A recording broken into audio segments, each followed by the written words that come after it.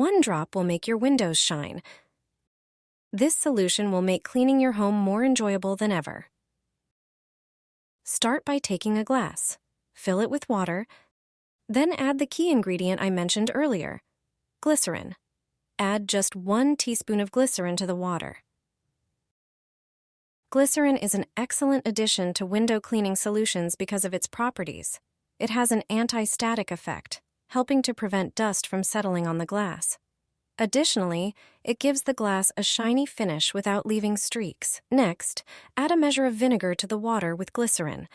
Mix the ingredients thoroughly, then pour the solution into a spray bottle. Spray it onto your windows to remove stubborn dirt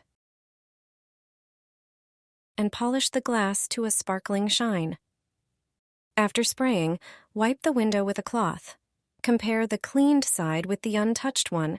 The result will be instantly noticeable. Enjoy perfectly clean, streak-free windows.